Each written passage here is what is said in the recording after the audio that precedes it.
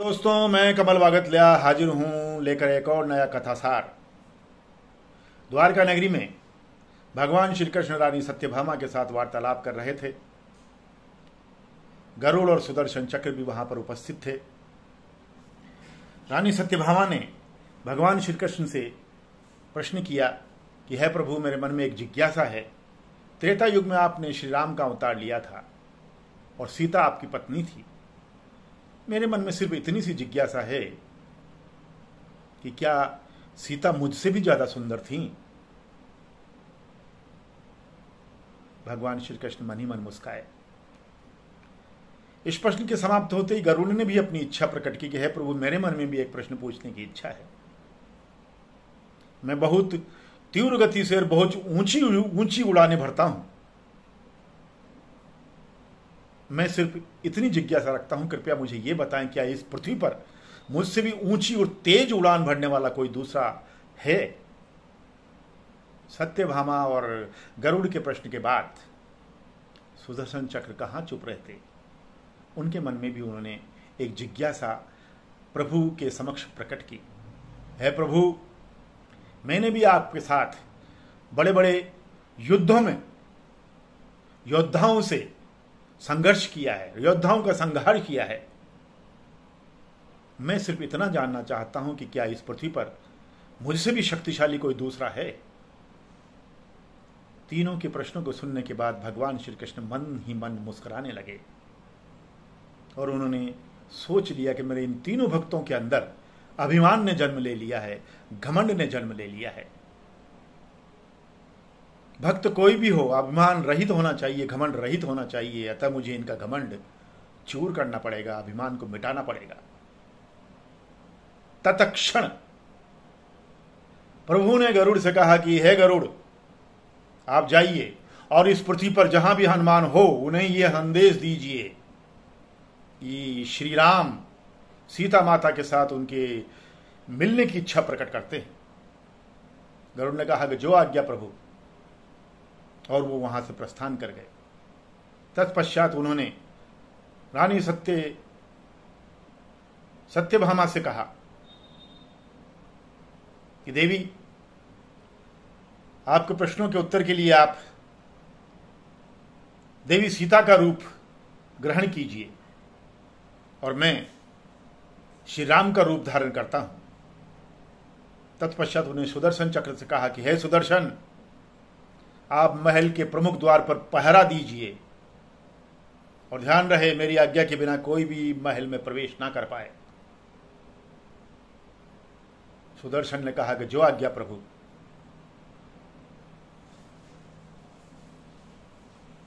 और उधर गरुड़ हनुमान को खोजते हुए हनुमान के समक्ष प्रस्तुत हुए और उनसे कहा कि हे वानर राज, हे वानर श्रेष्ठ, द्वारिका में भगवान श्री राम माता सीता के साथ आपसे मिलने की इच्छा रखते हैं और तुरंत ही आपको याद किया है।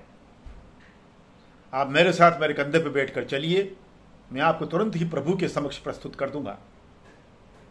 हनुमान ने कहा कि नहीं गरुड़ देव, आप जाइए, मैं आता हूं। गरुड़ ने मन ही मन कहा कि कहां ये वृद्ध वानर राज अब इस उम्र में इतनी गति से पहुंच पाएंगे, इनके पहले तो मैं खुद ही पहुंच जाऊंगा। और उन्होंने द्वारका के लिए प्रस्थान कर लिया। जैसे ही वो द्वारका में महल के अंदर प्रवेश हुए और प्रभु श्री राम के समक्ष गए तो उनकी आंखें फटी की फटी रह गई, मुंह खुला का खुला रह गया। उन्होंने देखा कि हनुमान उनसे पहले ही भगवान श्री राम के समक्ष उपस्थित हैं और भगवान श्री राम के चरण पखार रहे हैं, उनकी सेवा में तल्लीन हैं। गरुड़ को, जिसको अपनी गति पर, अपनी ऊंची उड़ान पर अभिमान था, उसका अभिमान और घमंड एक ही क्षण में चूर चूर हो गया और उसकी आंखों से पश्चाताप के आंसू बहने लगे।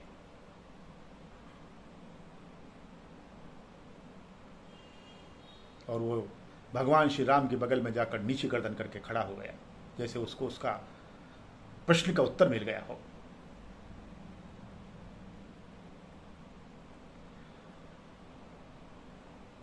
चरण पखाड़ते पखाड़ते हनुमान ने बहुत ही विनम्रता से, बहुत ही दया भाव से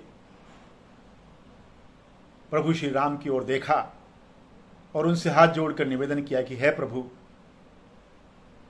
आज के पहले जब जब भी मैं आपके दर्शनों के साथ मैंने सीता माता के दर्शन किए हैं, तब इन चारों दिशाओं में एक पावन पवित्र अलौकिक प्रकाश पुंज प्रस्फुटित हो जाता था, एक पृथक सी सुगंध प्रस्फुटित हो जाती थी।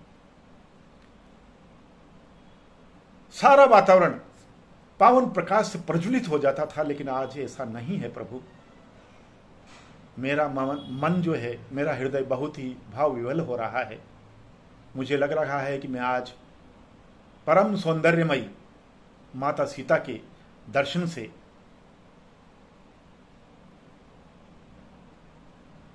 अनभिज्ञ हो चुका हूं।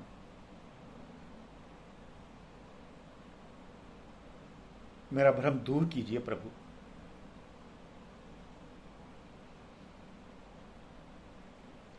प्रभु ने उनका उत्तर देने के बजाय उनसे पूछा, उनसे ही प्रश्न किया कि पहले मुझे यह बताओ वीर हनुमान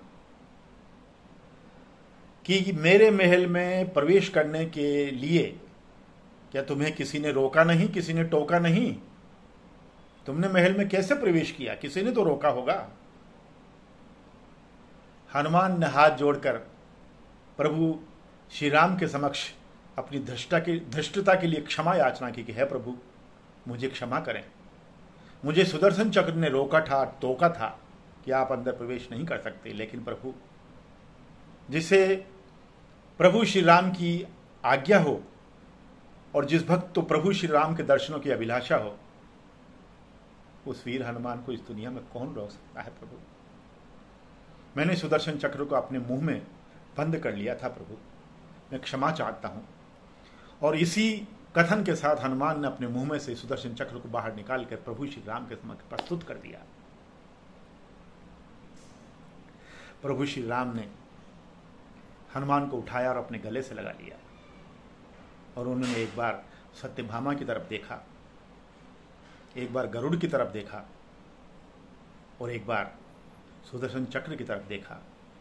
तीनों की गर्दन झुकी हुई थी और आंखों में अभिमान के बाद पश्चाताप के आंसू झलक रहे थे। उनका घमंड चूर चूर हो चुका था। दोस्तों, इस कथा से और इस कहानी से हमें यही सार प्राप्त होता है कि घमंड और अभिमान हर भक्ति और हर शक्ति का दुश्मन है। तो हम तो सिर्फ इतना ही कहना चाहेंगे, इतना ही सोचते हैं कि यार भलाई और अच्छाई का तुम यूं ना अभिमान करो, यार भलाई और अच्छाई का तुम यूं ना अभिमान करो, यह सब कुछ पावन मन से कर ईश्वर के चरणों में धरो, ईश्वर के चरणों में धरो। सच्चे और अच्छे मन में भी जब अभिमान आ जाता है, सच्चे और अच्छे मन में भी जब अभिमान आ जाता है, ईश्वर ही उसे किसी भी रूप में चूर चूर कर जाता है, अभिमान चूर चूर कर जाता है।